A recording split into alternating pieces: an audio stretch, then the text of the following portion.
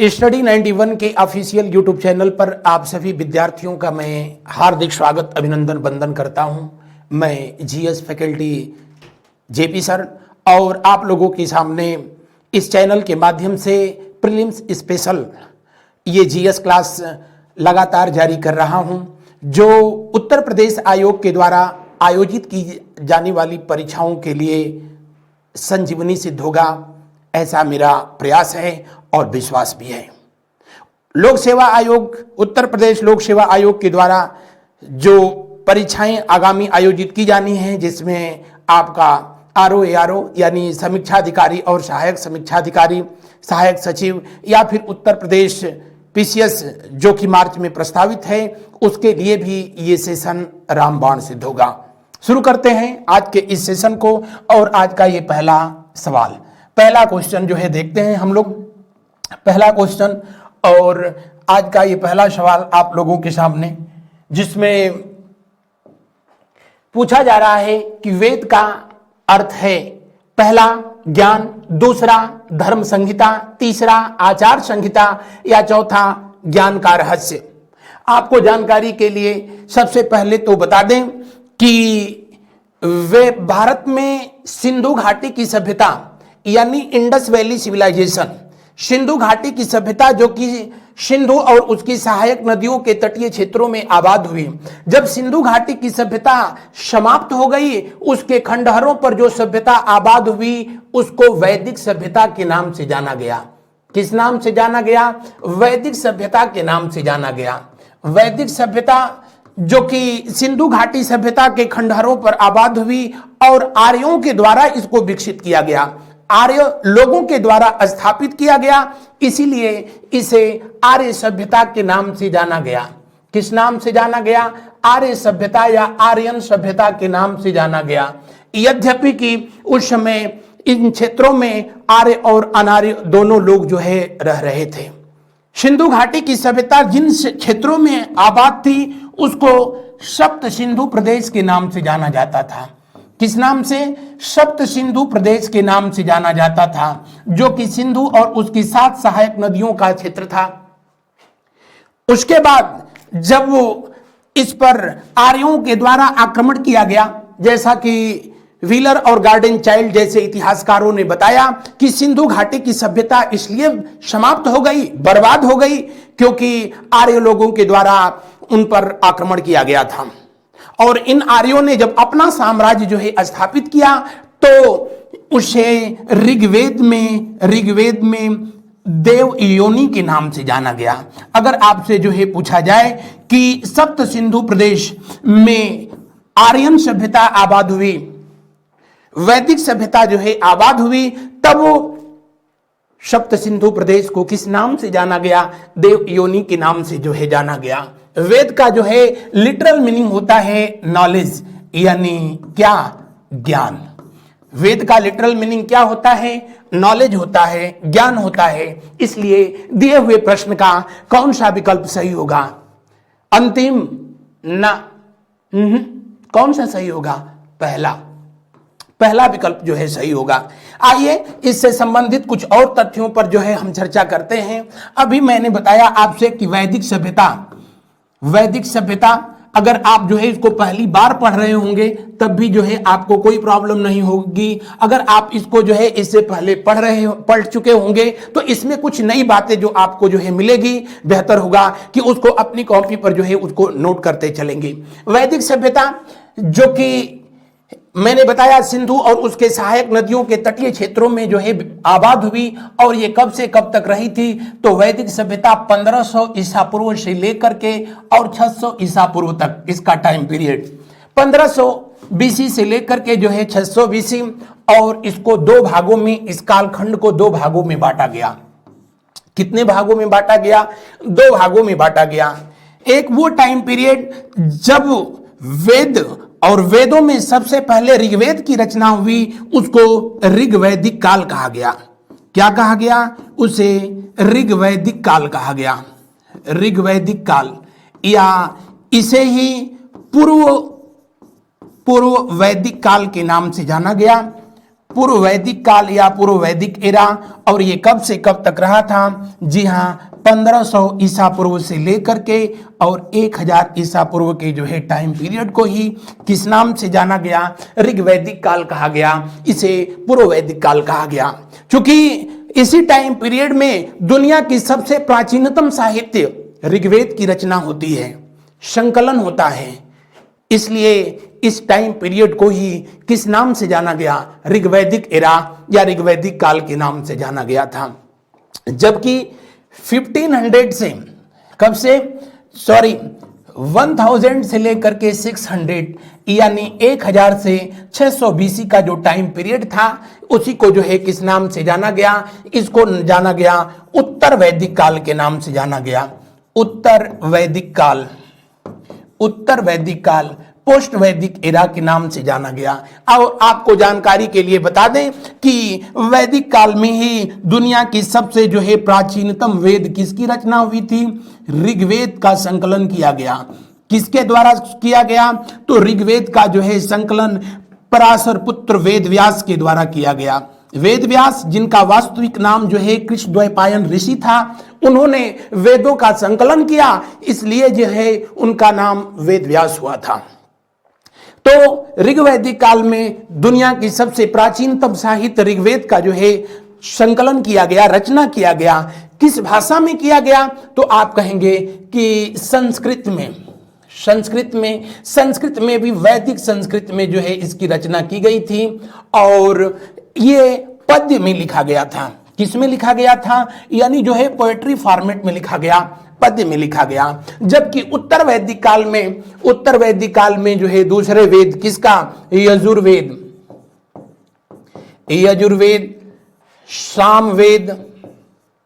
सामवेद और सबसे बाद में अथर्ववेद की रचना की जाती है। कौन सा वेद? अथर्ववेद। उत्तर वैदिक काल में ये 3 लिखे गए, जबकि पूर्व वैदिक काल में सिर्फ ऋग्वेद की रचना हुई। अगर ये पूछा जाए कि पूर्व वैदिक काल और उत्तर वैदिक काल का विभाजन किस आधार पर किया गया, तो आपको जानकारी के लिए बता दें कि सिंधु घाटी सभ्यता के लोगों को तांबा के बारे में जानकारी थी, कॉपर को वो लोग जानते थे। पहले जो है वीडियो में मैंने पढ़ाया भी था आपको, लेकिन उन लोगों को भी जो है आयरन के बारे में कोई जानकारी नहीं थी। यहां भी वैदिक काल में भी ऋग्वैदिक काल तक जो है लोहे की कोई जानकारी नहीं थी, आयरन के बारे में कोई जानकारी नहीं थी। ऋग्वेद में कहीं भी जो है लोहे का जो है उल्लेख नहीं किया गया है। लेकिन उसके बाद 1000 बीसी 1000 ईसा पूर्व में अंतरजी खेड़ा, कौन सी जगह? अंतरजी खेड़ा ये पड़ता कहां है? जी हां, उत्तर प्रदेश का जो है एटा जिला।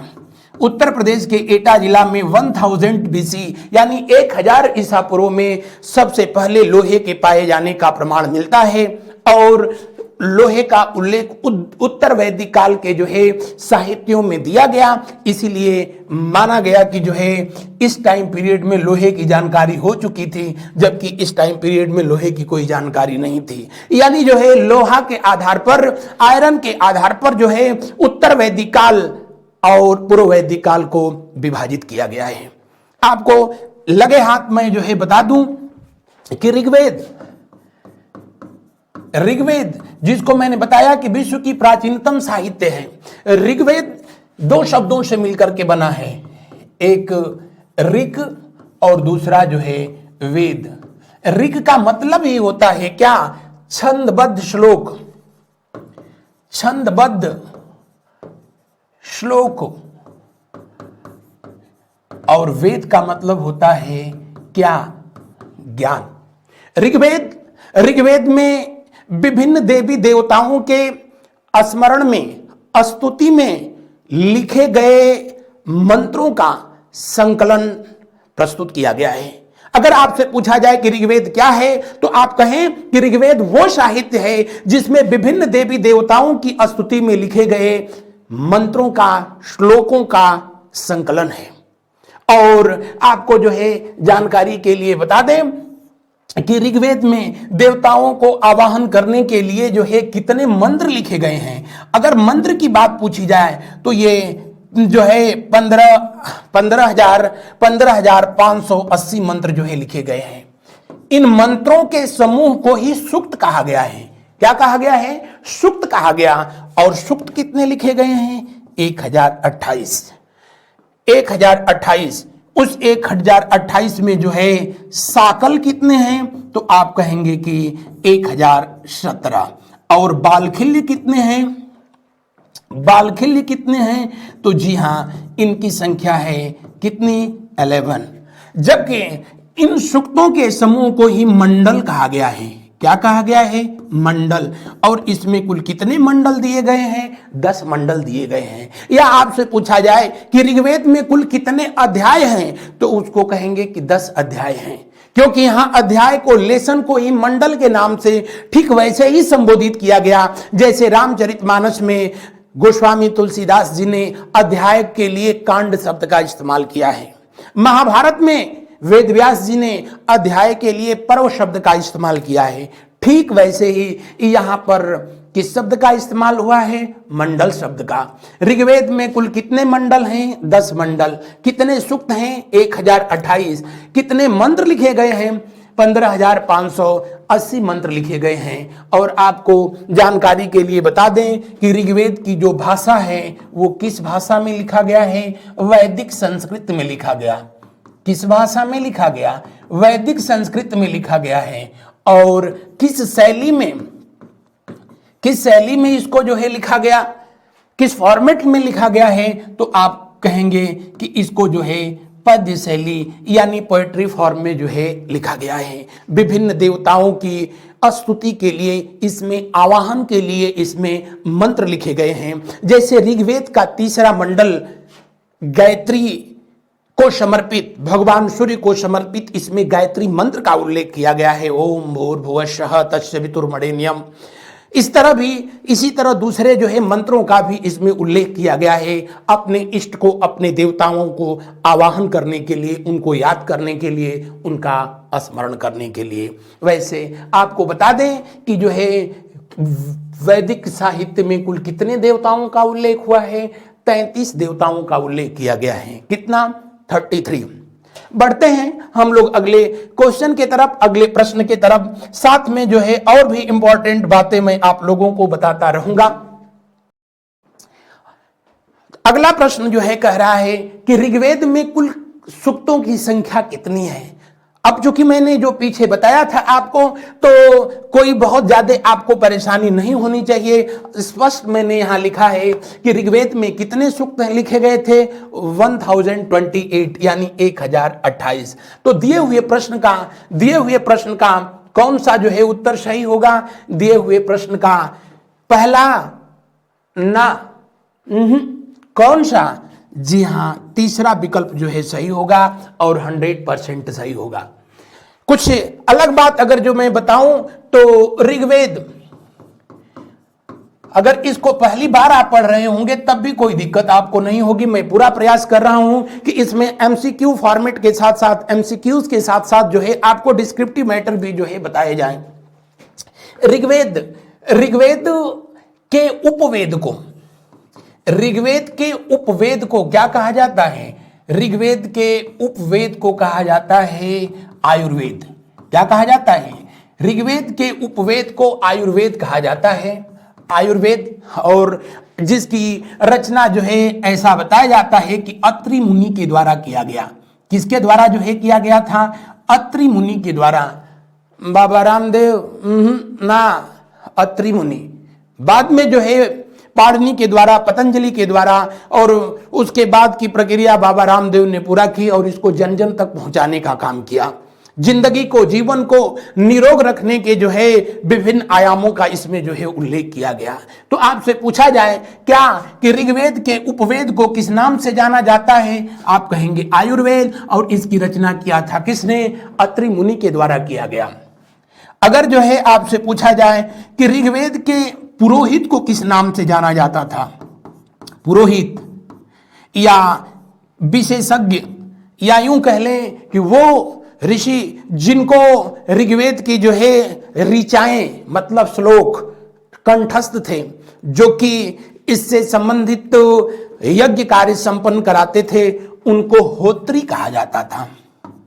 क्या कहा जाता था? इनको होत्री कहा जाता था। ऋग्वेद के पुरोहित को किस नाम से जाना गया है?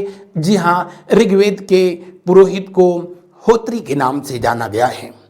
बढ़ते हैं हम लोग अगले प्रश्न की तरफ और देखते हैं अगला प्रश्न जो है किससे संबंधित है। अगले प्रश्न में कहा जा रहा है कि वर्ण व्यवस्था का सर्वप्रथम विवरण कहां से प्राप्त होता है? आपके विकल्प हैं, पहला ऋग्वेद के 10वें मंडल से, दूसरा महाभारत से, तीसरा, मैं क्षमा चाहूंगा ये टाइपिस्ट का जो है कुछ खेल है, 6वीं शताब्दी नहीं, 6ठा मंडल कर लीजिए इसको, और ये तीसरा मंडल। तो ऋग्वेद में मैंने अभी बताया था आप लोगों से कि कुल कितने मंडल का उल्लेख हुआ है? 10 मंडल का उल्लेख हुआ है, और उसमें तीसरा मंडल है, अभी मैंने बताया था कि ये गायत्री मंत्र का उल्लेख इसी में हुआ है। और गायत्री मंत्र किसको जो है समर्पित है? तो भगवान सूर्य को समर्पित है। भगवान सूर्य यानी चमकते हुए सूर्य को सविता कहा जाता है, सविता को समर्पित है। और तीसरे मंडल के रचनाकार कौन है? तो विश्वामित्र हैं। कौन है? विश्वामित्र जी। ऋग्वेद का 10वां मंडल, ऋग्वेद के 10वें मंडल में ही पुरुष सूक्त में, किसमें? पुरुष सूक्त में। मैंने बताया कि मंत्रों के समूह को ही सूक्त कहा गया है, ऋचाओं का समूह ही सूक्त कहलाया है।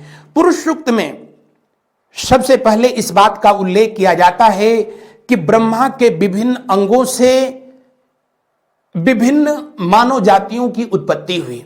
जिनकी मुख से उत्पत्ति हुई या वो मानव जाति जो ब्रह्मा के मुख से उत्पन्न हुए वो ब्राह्मण थे, जो भुजाओं से उत्पन्न हुए वो क्षत्रिय थे, जो पैर के जंघे से उत्पन्न हुए वो वैश्य थे, और जो पैर के तलवे से उत्पन्न हुए वही शूद्र थे। वो अलग बात है कि ऋग्वेद के 10वें मंडल के पुरुष सूक्त में विज्ञान की ऐसी तैसी कर दिया गया है, लेकिन यहां पर सबसे पहले वर्ण व्यवस्था का उल्लेख ऋग्वेद में यही होता है। शूद्र शब्द का उपयोग भी जो है, प्रयोग भी सबसे पहले ऋग्वेद के 10वें मंडल में ही जो है किया जाता है। पुरुष सूक्त में बताया जाता है कि ब्रह्मा के जो मुख से उत्पन्न हुए वो कौन थे? ब्राह्मण। जो भुजाओं से उत्पन्न हुए वो कौन थे? जी हां, क्षत्रिय। जो पैर के जंघे से उत्पन्न हुए वो वैश्य थे, और पैर के तलवे से जो उत्पन्न हुए वो कौन थे? शूद्र थे। हालांकि ऋग्वेद में या कह ले ऋग्वैदिक काल में जो ये वर्ण व्यवस्था थी, जातिगत व्यवस्था थी, ये कर्म आधारित थी, न कि जन्म आधारित थी। यानी मेरे कहने का मतलब कि अगर क्षत्रिय कुल में जन्म लेने वाला बालक व्यक्ति अगर व्यापार में जो है उसकी रुचि उत्पन्न हो जाती है, व्यापार में वो संलग्न हो जाता है, तो वो वैश्य जो है हो जाता था। और उसके जो है कर्म कुछ ऐसे हो जाए तो फिर वो शूद्र के रूप में जो है जाना जाता था। यानी कहने का मतलब कि ऋग्वैदिक काल में जो जाति व्यवस्था थी वो जन्म आधारित नहीं थी, कर्म आधारित थी। आज व्यवस्था तो यह है कि नहीं, क्षत्रिय कुल में जन्म लेने वाला व्यक्ति क्षत्रिय ही कहलाएगा, भले कुत्ता भौंक दे तो जो है हार्ट अटैक आ जाए, अलग बात है। यह जन्म आधारित व्यवस्था है, लेकिन कर्म आधारित व्यवस्था उस समय हुआ करती थी। कब? ऋग्वैदिक काल में। तो दिए हुए प्रश्न का जो है कौन सा उत्तर सही होगा? दिए हुए प्रश्न का जी हां, पहला विकल्प सही होगा। ऋग्वेद के 10वें मंडल में कृषि कार्य का भी उल्लेख किया गया है। किसका उल्लेख किया गया है? कृषि कार्य का भी उल्लेख जो है ऋग्वेद के 10वें मंडल में जो है किया गया है। बढ़ते हैं हम लोग अगले प्रश्न की ओर। अगला प्रश्न जो है देखते हैं, आर्यों का मूल निवास स्थान था। पहला ऑप्शन है आर्कटिक क्षेत्र, दूसरा है एशिया माइनर, तीसरा है दक्षिणी रूस, या चौथा सप्त सैधव प्रदेश। आर्य शब्द, आपको बता दें कि आर्य शब्द जो है सबसे पहले जाने कि यह एक जो है भाषा समूह को प्रदर्शित करता है। किसको समूह? जो है भाषा समूह को प्रदर्शित करता है, न कि जो है मानव जाति को। आर्यों का भारत में आगमन हुआ इस पर लेकर के जो है बहुत सारे जो है विचारकों ने अपने अपने जो है विचार प्रस्तुत किए हैं। उससे भी पहले बता दूं, आर्य शब्द का वास्तविक मतलब होता है क्या? सर्वश्रेष्ठ, बेस्ट। आर्य शब्द का मतलब क्या होता है? आर्य शब्द का मतलब श्रेष्ठ होता है। जी हां, श्रेष्ठ होता है। और आर्य भारत में आए, मध्य एशिया से आए। कहां से आए? मध्य एशिया से। क्योंकि सबसे पहले यूरोपियन लोगों ने ही, मैंने अभी चर्चा भी किया था कि मार्टिन व्हीलर या फिर गार्डन चाइल्ड जैसे इतिहासकारों ने कहा कि भारत पर जब सैधव लोगों का शासन था, सिंधु घाटी सभ्यता के लोगों का शासन था, उन पर आर्यों का आक्रमण हुआ और आर्यों के आक्रमण की वजह से ही इस सिंधु घाटी सभ्यता का सत्यानाश हो गया था। और उसी के खंडहरों पर जो नई सभ्यता आबाद हुई, जो नया सिविलाइजेशन स्टैब्लिश हुआ, उसी को कहा गया था क्या? वैदिक सभ्यता। और आपको जानकारी के लिए बताएं, आर्य मध्य एशिया से आए थे, इस बात को सबसे पहले जो है बताने वाले व्यक्ति कौन थे? Max Muller. कौन था? मैक्स मुलर ने सबसे पहले इस फैक्ट को बताया कि आर्य मध्य एशिया से, साइबेरिया के क्षेत्र से आए थे। लेकिन अगर जो है पूछा जाए क्या कि आर्य जो है दक्षिणी रूस से, या आजकल बड़ा मामला चल रहा है, पहले यूक्रेन इसी का हिस्सा था, अब तो जो है दोनों में पिछले 1 साल से सांस्कृतिक कार्यक्रम चल रहा है, दक्षिणी रूस या यूक्रेन से आर्य आए थे, इस बात को जो है सबसे पहले जो है किस व्यक्ति के द्वारा बताया गया? किस इतिहासकार ने बताया? हंगरी से, या आपको जानकारी के लिए मैं बता दूं कि डेब्यून नदी घाटी से जो है आर्य आए, इस बात को सबसे पहले जो है हार्ट ने बताया था। किसने बताया? हंगरी से आर्य आए, या कह लो डेन्यूब। कहां से? डेन्यूब रिवर, इसी के तट पर तो हंगरी की राजधानी है। डेन्यूब रिवर या कह ले हंगरी से आए, इस बात को सबसे पहले किस इतिहासकार ने बताया? हार्ट ने बताया था। किसने बताया? हार्ट ने बताया था। थोड़ी सी जो है तकनीकी समस्याओं की वजह से लेखनी जो है डिस्टर्ब हो रही है, लेकिन आप लोग उसको मैनेज कर लेंगे, मुझे पूरा विश्वास है। यूक्रेन से आए थे आर्य, इस बात को सबसे पहले गार्डन चाइल्ड ने बताया था। किसने बताया? गार्डन चाइल्ड नामक इतिहासकार ने बताया। गार्डन चाइल्ड नामक इतिहासकार ने बताया कि आर्य कहां से आए थे? दक्षिणी रूस यानी यूक्रेन से आए थे। एशिया से आए थे, इस बात को मैक्स मुलर ने बताया। आर्कटिक क्षेत्र से आए थे, इसको बाल गंगाधर तिलक के द्वारा बताया गया। किसके द्वारा बताया गया? बाल गंगाधर तिलक जी के द्वारा जो है इस तथ्य को जो है बताया गया था। और आपको जानकारी के लिए बता दें कि बहुत सारे ऐसे जो है इतिहासकार हुए जिन्होंने माना कि नहीं, आर्यों का जो है मूल स्थान भारत ही था। सिंधु घाटी की सभ्यता जब बर्बाद हुई, सिंधु घाटी की सभ्यता बर्बाद हुई बाढ़ की वजह से, फ्लड की वजह से, जिस पर जो है आज भी लगभग सभी इतिहासकार एकमत हैं। तो कुछ इतिहासकारों का कहना है कि नहीं, जब सिंधु घाटी की सभ्यता बर्बाद हुई तो यहां से जो है इस वाले बेल्ट से कुछ लोग जो है इधर चले गए। किधर? हिमालय के क्षेत्र में चले गए। और कुछ लोग जो है इस वाले बेल्ट में चले आए, क्योंकि भारत वो देश है जो 3 तरफ से जो है पर्वतों से घिरा है, 3 तरफ से समुद्र से घिरा है और चारों तरफ से पर्वतों से घिरा है। आप देख भी सकते हैं, इधर जो है हिमालय पर्वत है। हिमालय पर्वत को उस समय मुजवंत कहा जाता था, मुजवंत, और मुजवंत से ही ऋग्वैदिक काल के लोगों को जो है सोम रस प्राप्त होता था। तो इधर हिमालय है, इस वाले बेल्ट में उन दिनों जो है अरावली था, आज भी जो है अरावली है। इस वाले बेल्ट में जो है अब पश्चिमी घाट है। कौन सा? पश्चिम घाट, वेस्टर्न घाट जिसको हम लोग कहते हैं, इसी को जो है सह्याद्री के नाम से भी जो है जाना जाता था। इस वाले बेल्ट में जो है पूर्वी घाट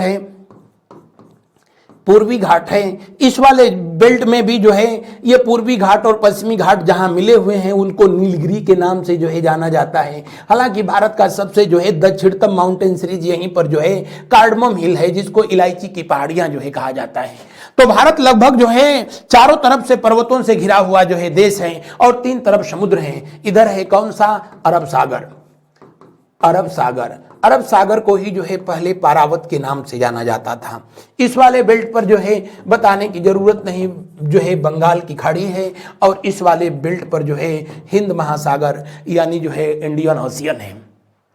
तो जब इंडस वैली सिविलाइजेशन बर्बाद हुई तो इसके जो लोग, जो सैधव लोग थे, कुछ लोग इन क्षेत्रों में निवास किए और कुछ लोग जो है इस क्षेत्र में निवास किए, हिमालय के क्षेत्र में आए।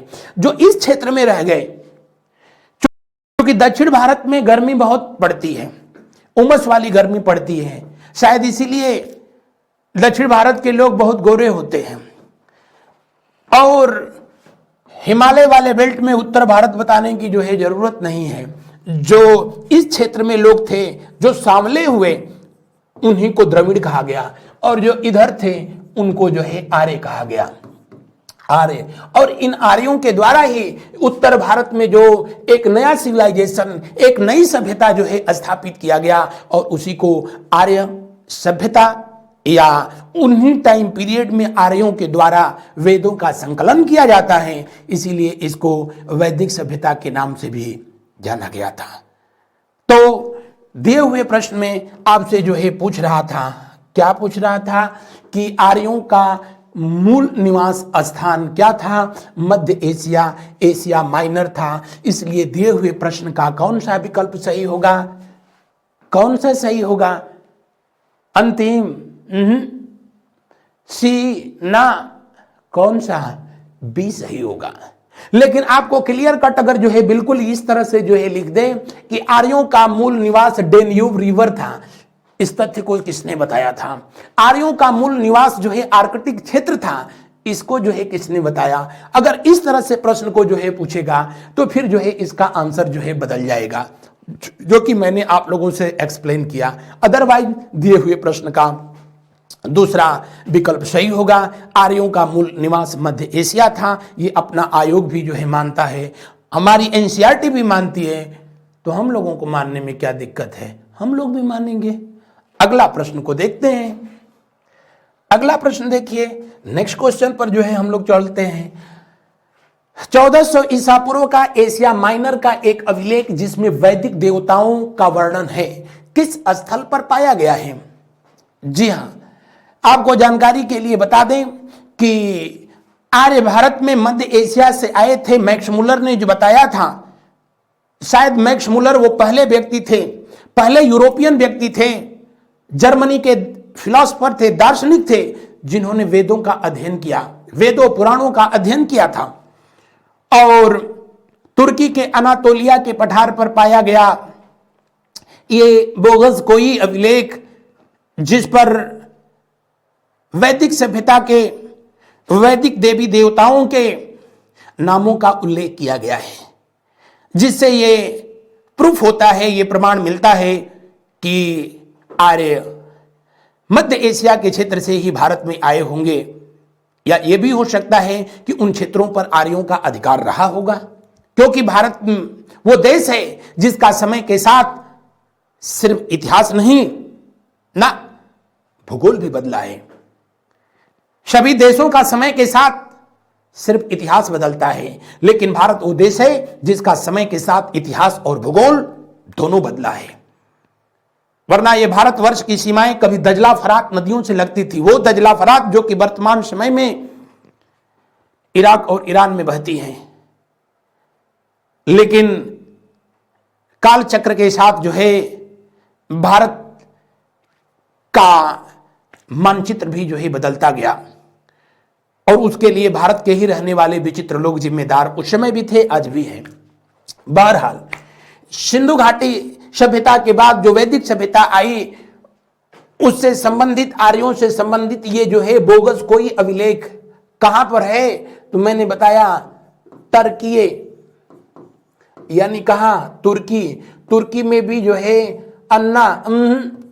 अनातोलिया, अन्ना की तौलिया ना अनातोलिया, अनातोलिया प्लेटियो, अनातोलिया पठार पर जो है ये बोगस कोई अभिलेख जो है पाया गया, जिसकी खोज जो है 1907 में किया गया था।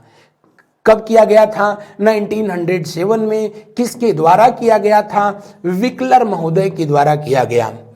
मार्टिन विकलर के द्वारा जो है किया गया था। और ये कितना पुराना जो है अभिलेख है? जी हाँ, ईसा पूर्व 1400 पुराना ये जो है अभिलेख है, जिसमें किन देवताओं का उल्लेख किया गया? इंद्र का उल्लेख किया गया है, इंद्र का उल्लेख किया गया। उसके बाद किसका उल्लेख किया गया? मित्र का उल्लेख किया गया। उसके बाद जो है वरुण का उल्लेख किया गया और नासात्य, नासात्य जिसको कि वैदिक काल के जो है अश्विनी कुमार से जो है संबोधित किया जाता है। तो कितने वैदिक देवताओं का उल्लेख हुआ है? जी हाँ, 4 वैदिक देवताओं का बोगस कोई अभिलेख पर उल्लेख हुआ, जिसकी खोज 1907 में विकलर महोदय के द्वारा किया गया। और जो है खत्ती और मतन्नी नामक 2 राजाओं के बीच ये जो एक संधि हुई थी, उसी संधि के परिप्रेक्ष्य में एक शिलालेख की स्थापना होती है और इन देवताओं का जो है नाम लिख करके जो है ये शपथ लिया जाता है कि इस संधि को जो है हम लोग आगे तक बनाए रखेंगे, इसका जो है अवहेलना नहीं करेंगे। हालांकि ऋग्वैदिक काल के सबसे प्रमुख देवता अग्नि, जिनका उस पर उल्लेख नहीं है। हालांकि ऋग्वैदिक काल के सबसे प्रमुख देवता जिनके लिए सबसे अधिक 250 सूक्त लिखे गए हैं वो हैं इंद्र और उसके बाद अग्नि। दिए हुए प्रश्न का कौन सा जो है विकल्प सही होगा? पहला ना, दूसरा सही होगा।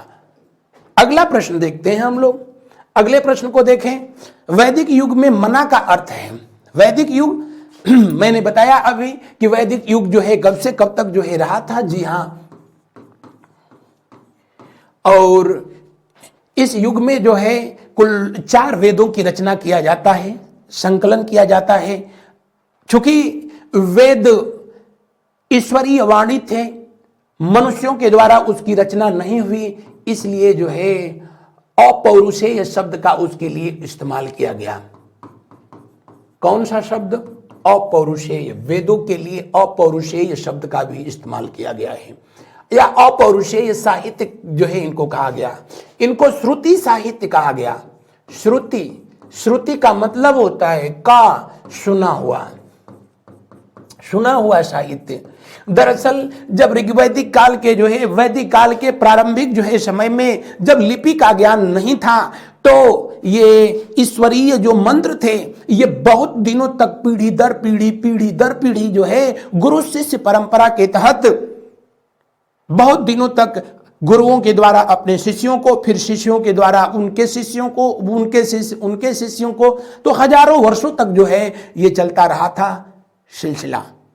इसीलिए इसको श्रुति साहित्य कहते हैं। ये देव अमृतवाणी है, मनुष्यों ने इसका जो है संकलन नहीं किया है, इसीलिए इसको जो है अपौरुषेय के नाम से जाना गया। हमेशा अपने जो है वेद जितने भी हैं अपने अस्तित्व में हैं, थे और रहेंगे, इसलिए इसको नित्य साहित्य के नाम से भी जो है जाना गया। किस नाम से जाना गया? नित्य साहित्य के नाम से भी जाना गया है। वेदों का संकलन किया था किसने? पराशर पुत्र वेद व्यास जी के द्वारा किया गया था। वेद व्यास का वास्तविक नाम कृष्णद्वैपायन ऋषि था और उन्होंने वेदों का संकलन किया, इसीलिए वो वेद व्यास कहलाए।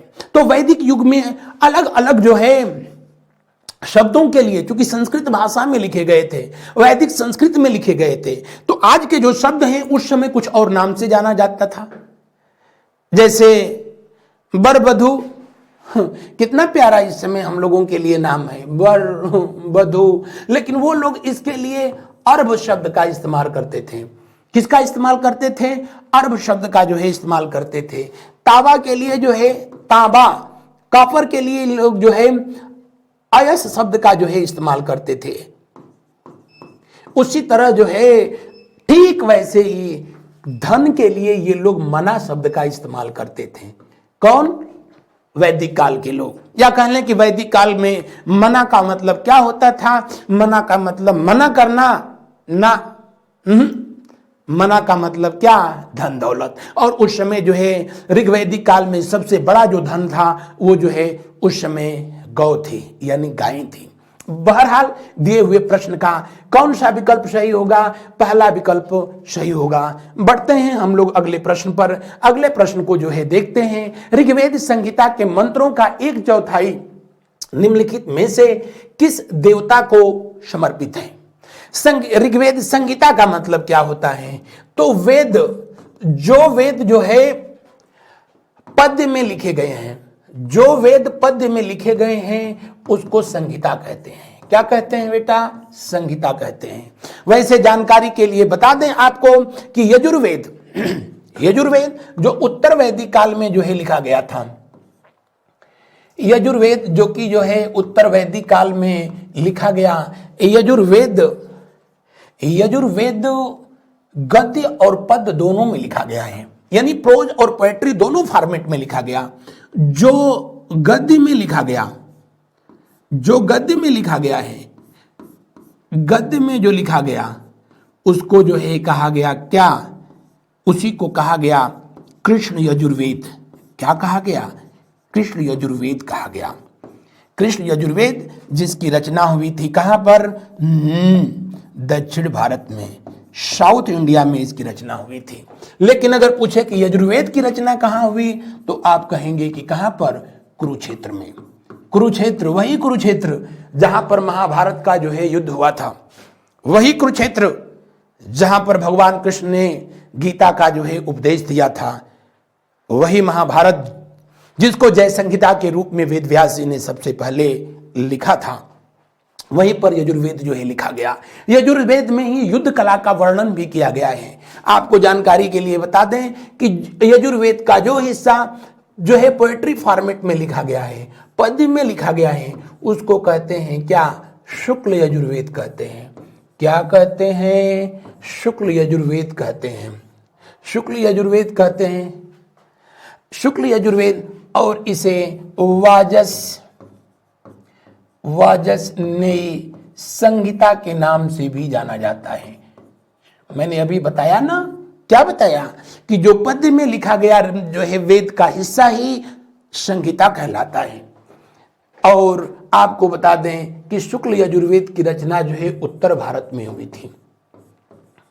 कहां पर हुई थी? उत्तर भारत में हुई थी।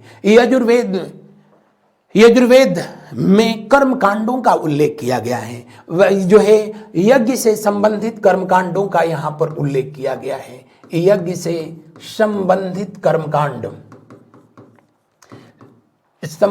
कर्मकांड या कह लें कि जो है यज्ञ से संबंधित जो अनुष्ठान विधियां थी उसका यहां पर वर्णन किया गया है। ऋग्वेद में देवताओं के आवाहन के लिए, उनके स्मरण के लिए, उनकी स्तुति, पूजा, अर्चना, वंदना के लिए मंत्र लिखे गए हैं।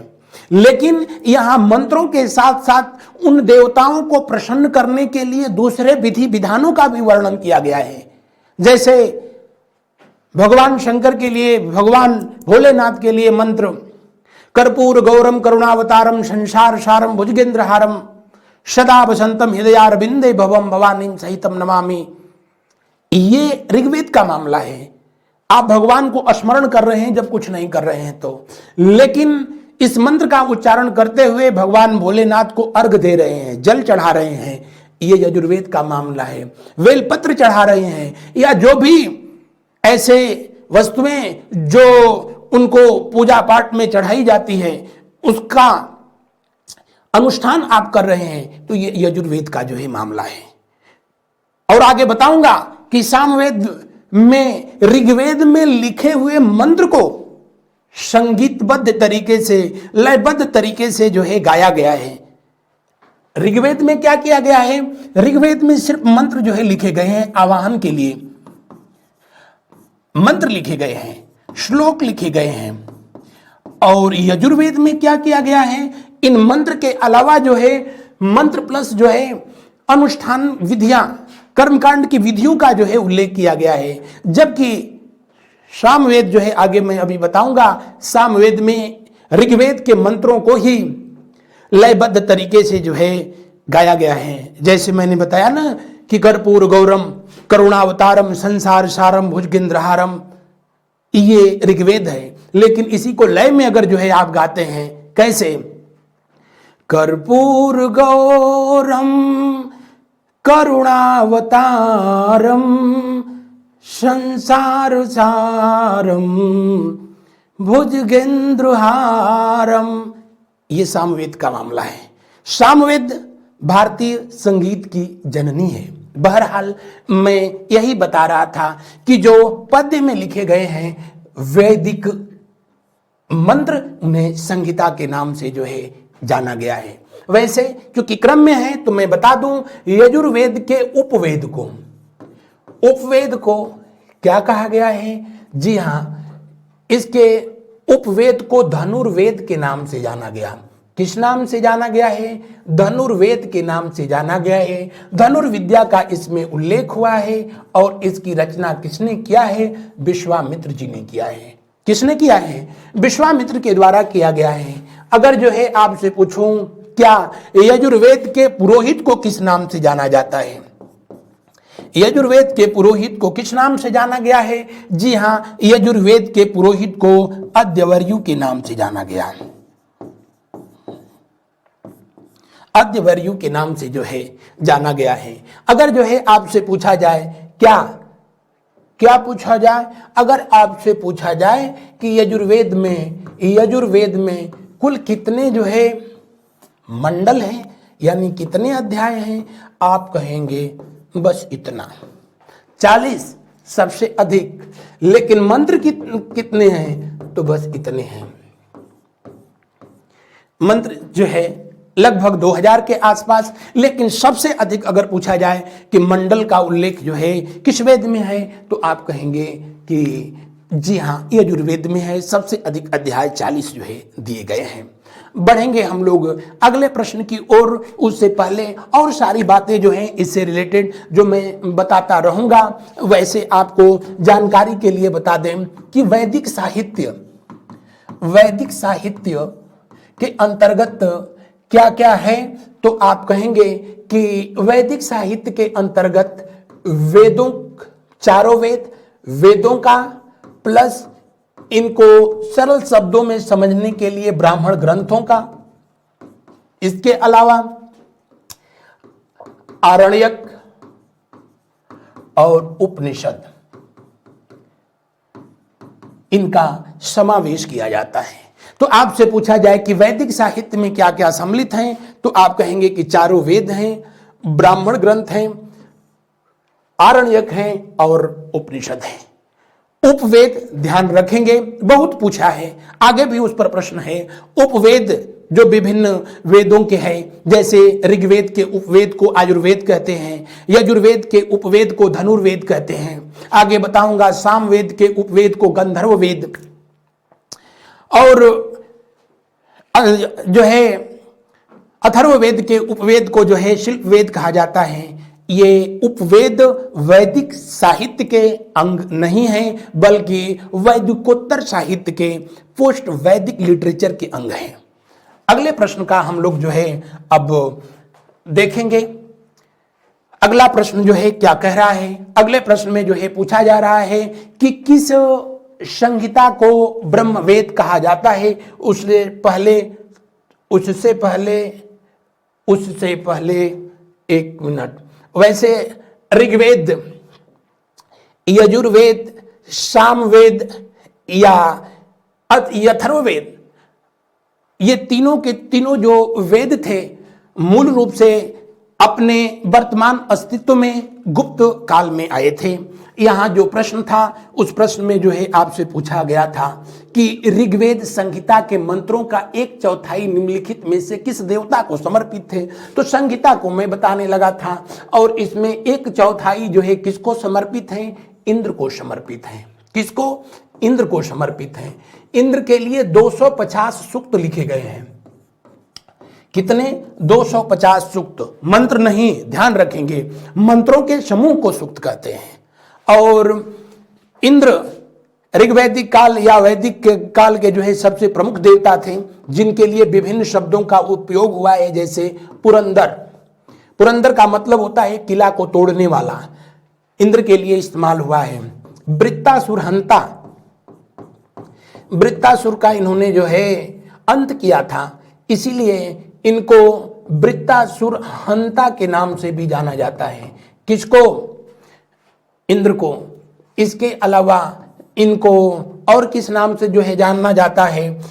इंद्र को जो है सोमापा यानी सोम रस का पान करने वाले के नाम से जो है जाना जाता है, और ये सबसे प्रमुख देवता थे। तो दिए हुए प्रश्न का कौन सा विकल्प सही होगा? तीसरा विकल्प सही होगा, 100% सही होगा। इसके लिए कितने जो है सूक्त लिखे गए? 250। उसके बाद दूसरा स्थान होता है अग्नि का, इसके लिए जो है कितने सूक्त लिखे गए हैं? 2। रुद्र शिव का रूप है, जिनके लिए सिर्फ जो है 3 सूक्त लिखे गए हैं। अब देखेंगे हम लोग अगला प्रश्न। किस संहिता को ब्रह्मवेद कहा गया है? ब्रह्मवेद, मैंने अभी आप लोगों से बताया था कि जितने भी हम लोगों के 4 वेद हैं, इन चारों वेदों को सरल शब्दों में जो है लिखा गया, और इन वेदों से संबंधित जो इनका सार तत्व था उसको अलग किया गया और उसे उपवेद के नाम से जाना गया था। अभी मैंने बताया भी था आप सबसे, क्या ऋग्वेद का उपवेद, क्या आयुर्वेद। आयुर्वेद है, रचना अत्रि मुनि के द्वारा किया गया। उसके बाद जो है आपका आता है क्या? यजुर्वेद। यजुर्वेद के उपवेद को कहा जाता है धनुर्वेद। धनुर्वेद, इसके रचनाकार हैं विश्वामित्र जी। विश्वामित्र जो भगवान मर्यादा पुरुषोत्तम राम को भी जो है धनुर्विद्या को जो है सिखाया था। इसके बाद तीसरा वेद है हम लोगों का क्या? साम वेद। साम का मतलब ही होता है गायन, और इसमें संगीत कला, शास्त्रीय संगीत, नृत्य कला का वर्णन हुआ है। इसके उपवेद को कहते हैं गंधर्व वेद। क्या कहते हैं? गंधर्व वेद। और गंधर्व वेद के जो है रचनाकार हैं वो कौन है जी? वही नारायण नारद मुनि। अंतिम वेद जिसका नाम अथर्ववेद है। अथर्ववेद और अथर्ववेद के जो है उपवेद को जो है कहा जाता है क्या? इसी को जो है, इसी को शिल्पवेद, शिल्पवेद के जो है नाम से जाना जाता है। किस नाम से जो है जाना जाता है? शिल्प वेद के नाम से जो है जाना जाता है, और इसके रचनाकार भगवान विश्वकर्मा जी हैं।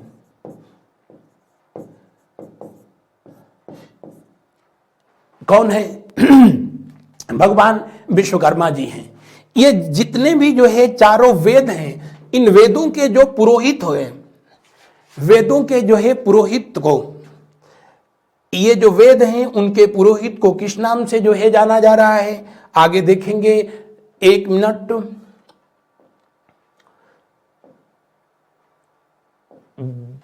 इनके पुरोहित को जो है किस नाम से जो है हम जानते हैं? तो यहां देख लेंगे। ऋग्वेद, चूंकि अभी थोड़ा नया हमारा नया अनुभव है स्मार्ट बोर्ड पे पढ़ाने का, इसको आप लोग समझ पा रहे होंगे। नहीं भी समझ पा रहे होंगे तो ये परीक्षा के दृष्टिकोण से जो है बहुत इंपॉर्टेंट नहीं है। बहरहाल ऋग्वेद के जो है पुरोहित को, ऋग्वेद के पुरोहित को जो है किस नाम से जो है जाना जाता है? अभी मैंने बताया था, होत्री के नाम से जो जाना गया। यजुर्वेद के जो है पुरोहित को किस नाम से जाना गया? यजुर्वेद के पुरोहित को अध्यवर्यु के नाम से जाना गया। अध्यवर्यु के नाम से जो है जाना गया है। आपसे पूछा जाए, क्या पूछा जाए? आपसे पूछा जाए कि सामवेद के पुरोहित को किस नाम से जाना गया? आप कहेंगे उद्गाता। क्या कहेंगे? उद्गाता। और उसके बाद अथर्ववेद के जो है पुरोहित को जो है किस नाम से जाना गया? जी हाँ, इनको ब्रह्मा के नाम से जाना गया। तो जो हम लोगों का प्रश्न था, उस प्रश्न में संभवतः जो है यही पूछा भी था। क्या पूछा था? हम लोगों के प्रश्न में यही पूछा भी गया था। पूछा गया था कि किस संहिता को ब्रह्मवेद कहा गया है। संहिता के पुरोहित को जो है ब्रह्मवेद कहा गया है। और दिए हुए प्रश्न का कौन सा विकल्प जो है सही है? दिए हुए प्रश्न का जो है अंतिम विकल्प, जी हां, बिल्कुल। बढ़ते हैं हम लोग अगले प्रश्न की तरफ। उससे पहले मैं एक और प्रश्न जो है आप लोगों को, प्रश्न में प्रश्न, एक प्रश्न से कम आपको 10 जो है प्रश्नों के जो है जवाब मिले तो बेहतर है। आपसे पूछा जाता है कि वेद त्रयी किसको कहते हैं? तो ऋग्वेद, यजुर्वेद, सामवेद, इसी को वेद त्रयी के नाम से जाना जाता है। किस नाम से जाना जाता है?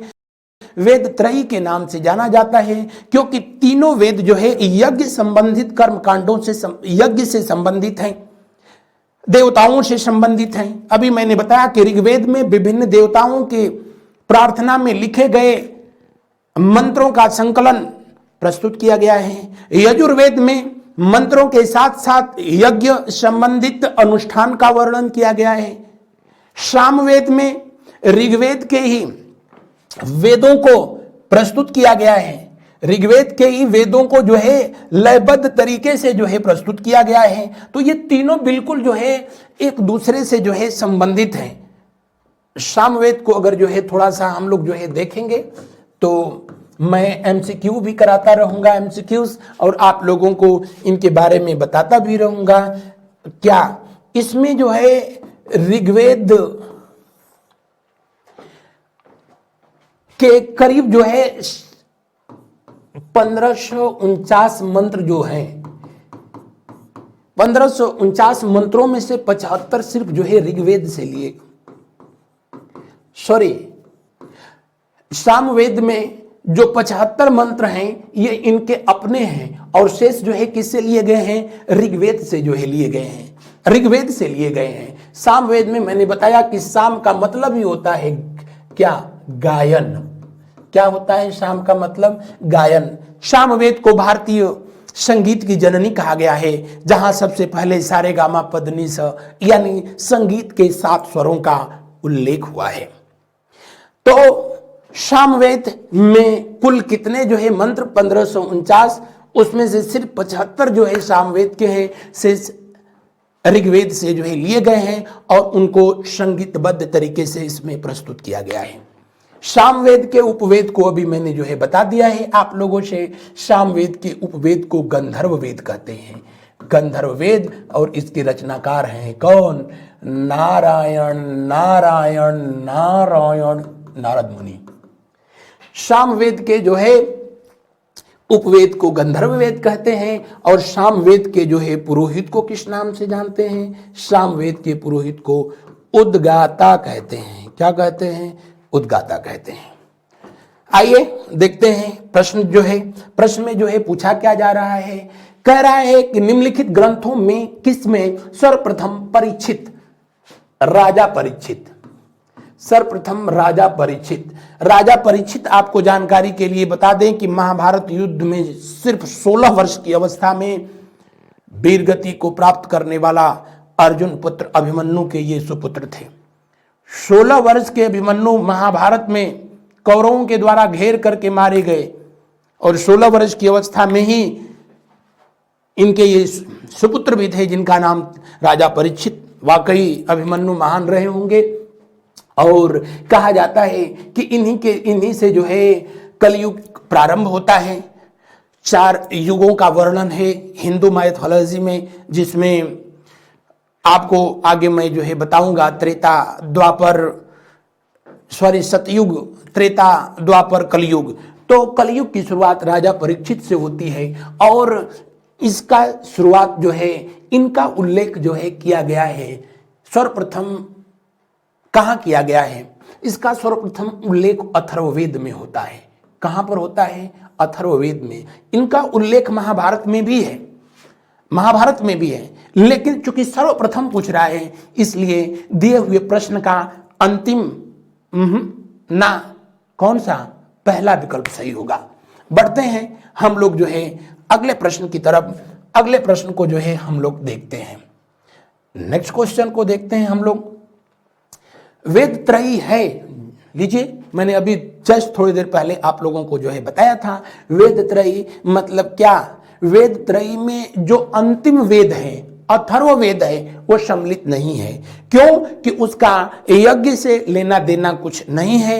अथर्ववेद में विभिन्न प्रकार के जादू टोना मंत्र वशीकरण मंत्र जैसे बातों का उल्लेख हुआ है।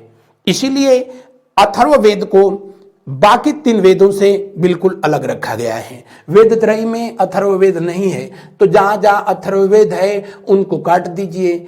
डी ना, सी बी बच क्या गया ए।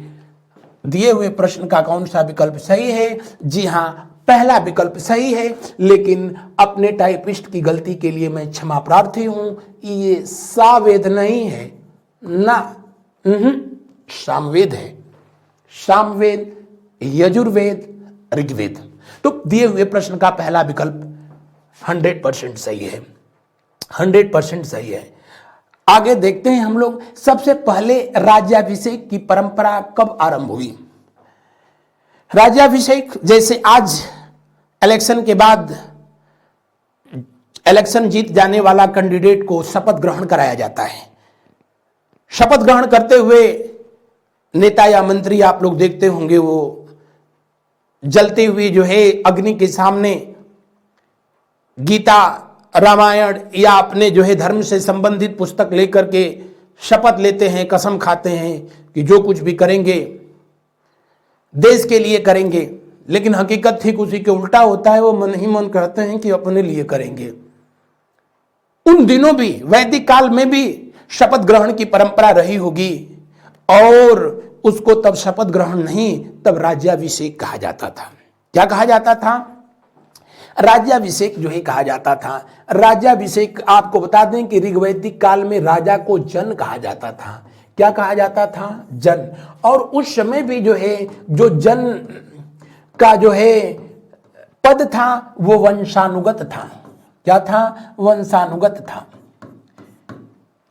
जो व्यक्ति का राज्याभिषेक होता था उसको जो है कुल 17 नदियों के जल से जो है स्नान कराया जाता था, और भी प्रक्रिया थी।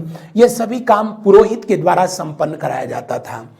जन के बाद जो है ऋग्वैदिक काल में सबसे ज्यादा अगर जो है प्रमुख कोई पद था तो वो था जो है पुरोहित का पद था। उसके बाद जो है सेनानी का पद हुआ करता था।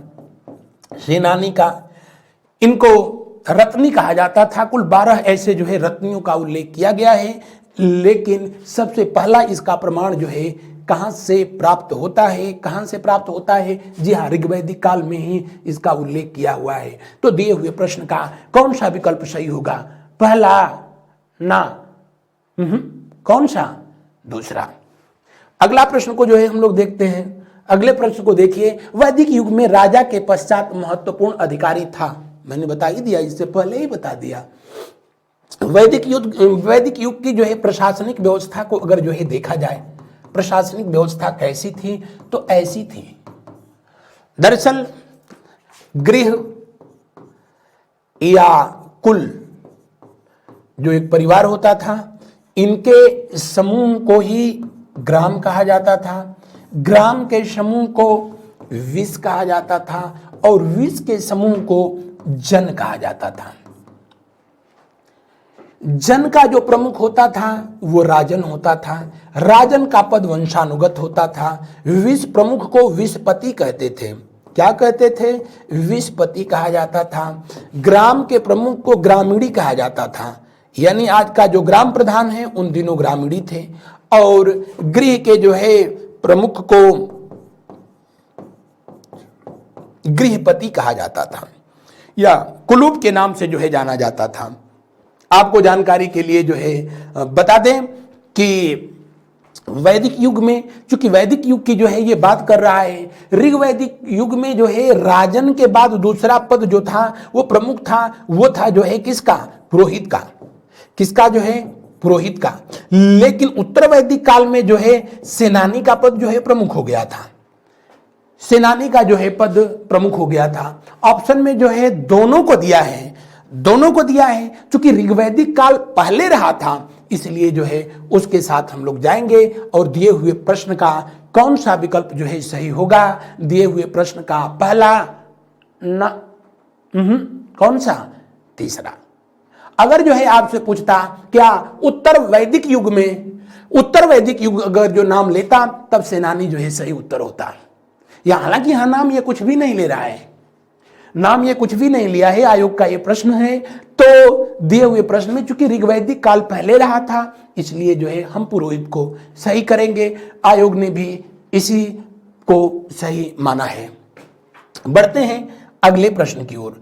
अगला प्रश्न हम लोग देखते हैं, निम्न में सबसे प्राचीन स्वर्ण सिक्का था। प्राचीन स्वर्ण सिक्का आपको बता दें कि वैदिक युग में जो है स्वर्ण का उल्लेख है, लेकिन चांदी का जो है कहीं भी उल्लेख नहीं किया गया। लोहा ना, इसका उल्लेख जो है नहीं हुआ है। और ऋग्वैदिक काल में निष्क जो था, निष्क एक आभूषण था। ऋग्वैदिक काल में जो है एक आभूषण था जो गले में पहना जाता था, लेकिन उत्तर वैदिक काल में जाते जाते पोस्ट एरा में जाते जाते पोस्ट एरा वैदिक काल में ये जो है पोस्ट वैदिक एरा में जाते जाते ये जो है क्या हो गया, एक जो है क्वाइन के रूप में इस्तेमाल किया जाने लगा। इसलिए दिए हुए प्रश्न का कौन सा विकल्प सही होगा, तो जी हाँ, तीसरा। अगला प्रश्न को हम देखते हैं, अगले प्रश्न पर डिस्कस करते हैं। चित्रित धूसर मृदभांड किस काल से संबंधित था। जी हां, अगर मृदभांड मतलब का भांड मंडली ना, मिट्टी के बर्तन, और मृदभांड जो ऋग्वैदिक काल से थे। ऋग्वैदिक काल में ऋग्वैदिक यानी जो है 1500 से 1000 ये अमूमन जो है या तो रेड कलर के होते थे नहीं तो ब्लैक कलर के होते थे। लेकिन जो है जो उत्तर वैदिक काल के जो है थे, पोस्ट वैदिक एरा थे, ये सब के सब जो है पेंटेड यानी जो है आप कह लो कि चित्रित होते थे। और धूसर जो है कौन सा, और दिए हुए प्रश्न का चूंकि यहां पर सिर्फ जो है दिए हुए प्रश्न में वैदिक काल लिख दिया है इसलिए जो है आप बी को सही उत्तर मानेंगे नहीं, वही होगा ये। अगला प्रश्न देखिए, अगले प्रश्न की तरफ चले हम लोग। ऋग्वेद में उल्लेखित शतुद्री, वाह, शतुद्री क्या है। अब पहला ऑप्शन कह रहा है कि वधु का व्यंजक है, दूसरा एक नदी का नाम है, तीसरा सुरा बनाने में प्रयुक्त होने वाला एक पादप है, या चौथा एक याज्ञिक पशु है। तो आपको बता दें कि ऋग्वेद में या वैदिक सभ्यता में कुल जो है वैदिक युग में कितनी नदियों का जो है उल्लेख किया गया है, तो कुल आपको बता दें कि 31 नदियों का उल्लेख है। 31 रिवर जो है 31 नदियों का उल्लेख किया गया है। लेकिन अगर ऋग्वेद में पूछा जाए कि ऋग्वेद में कितने का उल्लेख किया गया है, ऋग्वेद में अकेले 25 नदियों का उल्लेख है। 25 नदियों का। ऋग्वेद का जो 10वां मंडल है, 10वां मंडल में नदी सूक्त है, नदी सूक्त, और इसमें कितने का, नदी सूक्त में कितनी नदियों का उल्लेख है, 21। तो अगर पूछे कि 10वें मंडल में नदी सूक्त में कितनी नदियां हैं, तो 21 है। टोटल जो है वैदिक युग में कितनी नदियों का उल्लेख है, 31 का उल्लेख किया गया है। ऋग्वेद में अकेले कितने का है, 25 का। ऋग्वेद का कौन से मंडल में नदी सूक्त का वर्णन किया गया है, 10वें मंडल में किया गया है। और इनमें जिन नदियों का वर्णन किया गया है उनके नाम, जैसे अगर जो है पूछा जाए कि वैदिक युग की नदी या और वर्तमान, इसको वर्तमान में जो है किस नाम से जाना गया है। जैसे अभी वहां जो है पूछा गया था आप लोगों से क्या, शतुद्री, इसको अब किस नाम से जाना जाता है, सतलज। किस नाम से, सतलज। सेम एज एक नदी का नाम विपाशा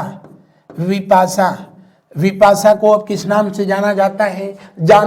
सॉरी विपाशा, इसको अब जो है व्यास के नाम से जाना जाता है। किस नाम से जाना जाता है? व्यास के नाम से जाना जाता है, यद्यपि कि विपाशा का जो है ऋग्वेद में उल्लेख नहीं है। सेम एज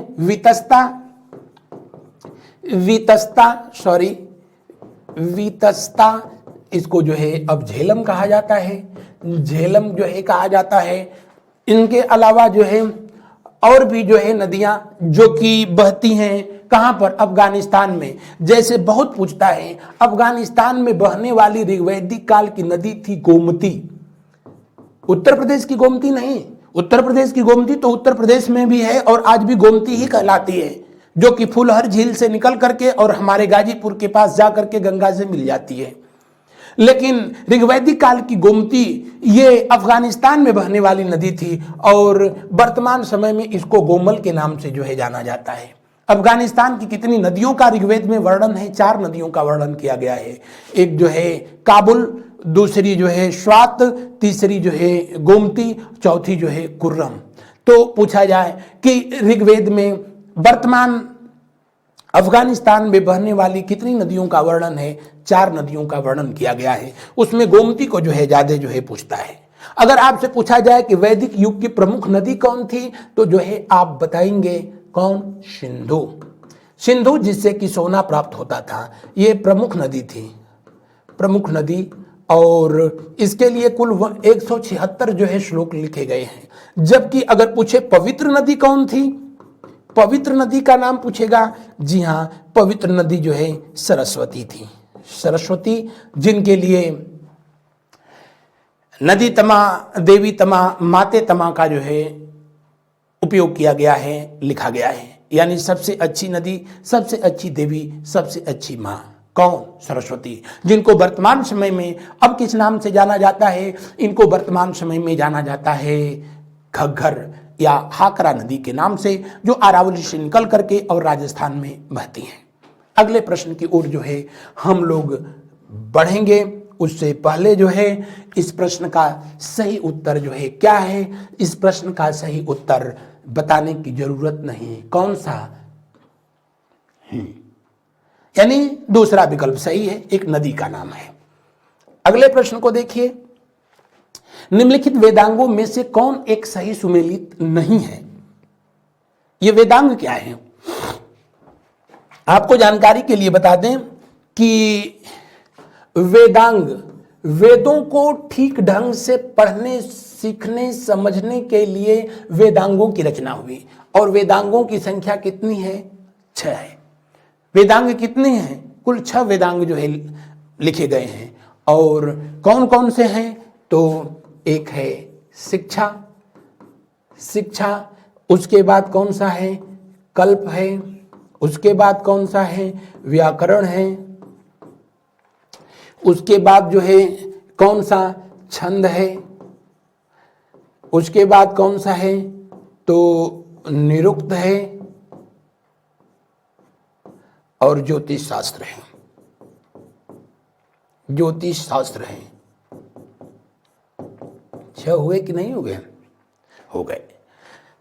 पाणिनि, जो कि पहले दुनिया के ऐसे व्यक्ति थे जिन्होंने किसी भाषा के लिए व्याकरण की रचना किया।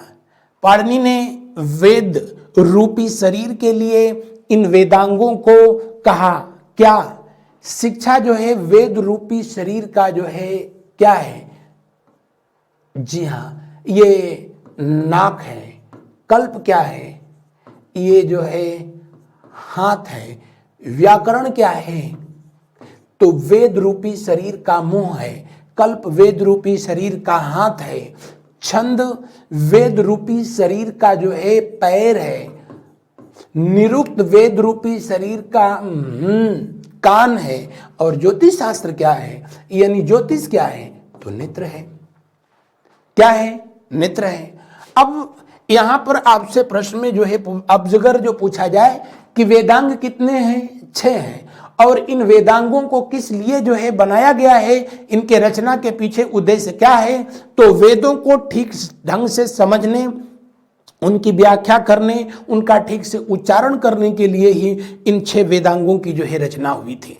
जैसे कि शिक्षा, व्याकरण की जो है रचना जो है पाणिनि के द्वारा किया गया और इन्होंने अष्टाध्यायी नामक जो है एक पुस्तक की रचना की।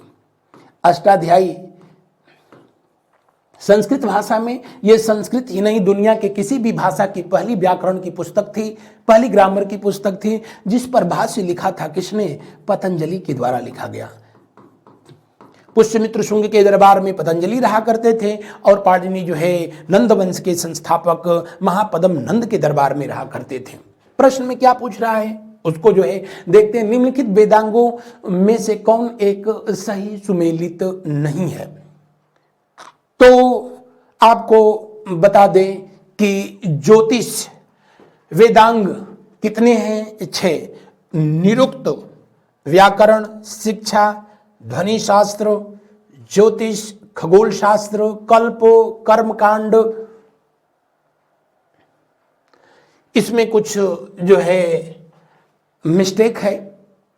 उससे पहले भी जो है मैं आपको बता दूं कि कल्प जो है इसमें कर्मकांडों का जो है उल्लेख सही है।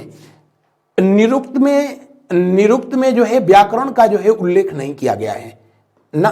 निरुक्त का मतलब होता है व्युत्पन्न शास्त्र और उसमें व्याकरण का उल्लेख नहीं है। शिक्षा जिसमें ध्वनि शास्त्र, ज्योतिष जिसमें जो है खगोल विज्ञान का उल्लेख है, कल्प में जो है विभिन्न कर्मकांडों का उल्लेख है। इसलिए दिए हुए प्रश्न का अंतिम विकल्प सही है। अगले प्रश्न की ओर बढ़ते हैं हम लोग और अगला प्रश्न जो है देखते हैं। ब्रह्मा और आत्मा की अभिन्नता के विषय में उद्दालक आरुणि तथा उनके पुत्र श्वेत केतु के बीच विख्यात संवाद किस उपनिषद में दिया गया है? उपनिषद के बारे में आपको बताते हैं। उपनिषद जो कि वैदिक साहित्य का जो है अंग है और उपनिषद का शाब्दिक अर्थ होता है क्या? उपनिषद 2 शब्दों से जो है मिलकर के बना। उप और निश, उप का मतलब होता है समीप, निश का मतलब होता है बैठना, उपनिषद का मतलब होता है शिष्य का अपने गुरु के समीप बैठ करके ज्ञान प्राप्त करना। वही क्या है? उपनिषद है। और जितने भी उपनिषद हैं इनकी संख्या कितनी है? 108 उपनिषद जो है लिखे गए हैं। उपनिषदों को वेदांत के नाम से भी जानते हैं। किस नाम से जानते हैं? वेदांत के नाम से जानते हैं, क्योंकि वेदों के बिल्कुल अंत में ये जो है वैदिक साहित्य का ये अंतिम भाग है, वेदों के अंत में लिखे गए हैं। जैसे ईशोपनिषद यजुर्वेद का बिल्कुल अंतिम हिस्सा है। तो उपनिषद क्या है? वेदांत हैं, वेदों के अंत में लिखे गए हैं। और ये किस पर जो है संबंधित किससे हैं? तो ये फिलॉसफी बेस्ड हैं। किस पर लिखे गए हैं? फिलॉसफी पर लिखे गए हैं। ये जो है दर्शन पर जो है लिखे गए हैं और उनको विभिन्न कथा और कहानियों के माध्यम से इनकी फिलॉसफी को जो है समझाया भी गया है, बताया गया है। यहां पूछ रहा है उद्दालक आरुणि तथा उनके पुत्र श्वेत केतु के बीच विख्यात संवाद किस उपनिषद में जो है दिया गया है? तो इसका उल्लेख जो है किसमें किया गया है? इसका उल्लेख जो है किया गया है किसमें? छांदोग्य उपनिषद में। तो दिए हुए प्रश्न का कौन सा जो है विकल्प जो है सही होगा? दिए हुए प्रश्न का दूसरा विकल्प सही होगा, छांदोग्य उपनिषद। बढ़ते हैं हम लोग अगले क्वेश्चन की तरफ। अगला प्रश्न को जो है देखते हैं। ऋग्वेद में उल्लिखित यदु और तुर्वस थे। ऋग्वेद में, जी हाँ, ऋग्वेद में मैंने बताया ना कि सबसे जो प्रशासन की छोटी इकाई थी उसको गृह कहा जाता था। गृह के समूह को जो है कहते थे क्या? ग्राम। ग्राम के समूह को कहते थे क्या? विष। और विष के समूह को कहते थे क्या? विष के समूह को कहा जाता था जन। और ऐसे कुल कितने जनों का जो है यहाँ उल्लेख किया गया है ऋग्वेद में? 12। उनमें से जो है यदु और तुर्वस जो है जन थे। क्या थे? विभिन्न क्षेत्रों में जब इन जनों ने अपना साम्राज्य स्थापित कर लिया, इन जनों के जो शासक जो थे उन्हीं को राजन कहा जाता था और इन जनों के समूह को, क्षेत्र को ही जो है महाजनपद कहा जाता था। आगे मैं पढ़ाऊंगा कि जो है कुल 16 महाजनपदों का उल्लेख विभिन्न जो है साहित्यों में किया गया है। उनमें से ये यदु और तुर्वस, ये भी जो है क्या थे? ये दोनों जो है जन थे। क्या थे? जन। ऋग्वेद में ही जो है एक भरत जन का उल्लेख होता है। भरत जन से ही संबंधित व्यक्ति था जिसका नाम था सुदास, जिसने कि परुषणी नदी के तट पर 10 राजाओं के संघ को जो है पराजित किया था। कहा जाता है कि इन्हीं ऋग्वेद के अनुसार इन्हीं जो है भरत जनों के नाम पर ही आगे चल करके जो सिंधु सभ्यता के समय जो है भारत को सप्त सिंधु के नाम से जाना जाता था, सप्त सिंधु के नाम से जाना जाता था। इन्हीं भरत लोगों के चल करके जो है आगे इसको जो है भारत कहा गया। आर्यों के द्वारा जब नई जो है सभ्यता आबाद हुई तो उस समय भारत को आर्यावर्त कहा गया। क्या कहा गया? आर्यावर्त कहा गया। और इन आर्यों में जो भरत जन थे वो सबसे प्रमुख थे, जिनके नाम पर जो है आर्यावर्त को भारत कहा गया। जो कि आज बहुत ये मामला भी चर्चा में रहा था कि क्या इंडिया शब्द को भारत के संविधान से हटा दिया जाए या फिर अनुच्छेद 1 पहले अनुच्छेद में जो लिखा है क्या इंडिया दैट इज भारत उसको बदल करके भारत दैट इज इंडिया कर दिया जाए। तो दिए हुए प्रश्न का कौन सा विकल्प सही होगा? दिए हुए प्रश्न का जो है अंतिम विकल्प सही होगा और जी हाँ 100% जो है सही होगा। बढ़ते हैं हम लोग अगले प्रश्न की ओर। इस सीरीज का, इस सेशन का ये अंतिम प्रश्न होगा। हर सेशन में मैं 20 क्वेश्चन जो है आप लोगों तक पहुंचाता हूं और इन प्रश्नों को सॉल्व करने का सबसे जो है बेहतरीन तरीका यही है कि इसका उत्तर मैं बताऊं, उससे पहले जो है अपनी जो है कॉपी पेन लेकर के ही बैठें इस सेशन को, प्रीलिम्स स्पेशल सेशन को देखने के लिए, और प्रश्नों का उत्तर हमसे पहले जो है अपनी कॉपी में आप लिख लिया करिए। जब मैं बताऊं फिर उससे जो है उसको मिला लिया करिए कि आपका सही है या गलत है। जो स्पेशल इसमें फैक्ट बताए जा रहे हैं इनको जो है आप लिखेंगे, उसका जो है एक शॉर्ट नोट बनाएंगे। ऐसे सभी प्रश्न चैप्टर वाइज जिनके उत्तर अगर आपको नहीं पता है, जो प्रीवियस ईयर में पूछा गया है या जिनको पूछे जाने की संभावना है, तो अगर जो प्रश्न गलत हो जाते हैं तो उस प्रश्नों के उत्तर भी जो है लिखें और सप्ताह में एक दिन जो है कम से कम उसका रिवीजन के लिए जो है रखें। कहा गया है time management is the best की ऑफ द सक्सेस। समय का आप जितना अच्छा प्रबंधन कर लेते हैं, मैनेजमेंट करते हैं, वो जो है आपकी सफलता का जो है द्वार खोलता है। और फरवरी में ARO और मार्च में PCS का एग्जाम होना है और उसके लिए आप अभी से अपने को जो है इस कदर तैयार करें कि आने वाले समय में आपको मनोवांछित जो है परिणाम प्राप्त हो। अंतिम प्रश्न को देखते हैं। ऋग्वेद ग्रंथों में उसर भूमि का व्यंजक है, यानी उसर भूमि को किस नाम से जो है जाना गया है? सबसे पहले बता दें कि ऋग्वेद का जो 10वां मंडल है, कौन सा? 10वां मंडल में कृषि कार्यों का जो है उल्लेख किया गया है। कृषि कार्यों का जो है उल्लेख किया गया है और उसके लिए जो जोता हुआ खेत है उसके लिए क्षेत्र शब्द का इस्तेमाल किया गया है। किसका जो है इस्तेमाल किया गया है? क्षेत्र शब्द का जो है इस्तेमाल किया गया है। जबकि ऊसर भूमि के लिए जो है खिल या खिल्व शब्द का इस्तेमाल किया गया है। तो दिए हुए प्रश्न का जो है कौन सा विकल्प सही होगा? दिए हुए प्रश्न का अंतिम विकल्प सही होगा। तो मेरे प्रिय विद्यार्थियों, आज का ये सेशन कैसा रहा था? अपने बहुमूल्य सुझाव आप कमेंट में जरूर बताएंगे। आपके जो है कमेंट्स का मुझको बड़ी बेसब्री से इंतजार रहेगा। मेरे पढ़ाने या दूसरी जो है तरीकों या शैली में जो कहीं आपको कमी अगर नजर आए तो उसको भी आप बेखौफ जो है होकर लिखेंगे। मैं उसको अगले वीडियो में जो है सुधारने का प्रयास करूंगा। आज बस इतना ही। थैंक यू, धन्यवाद, शुभ रात्रि, शुभ रात्रि।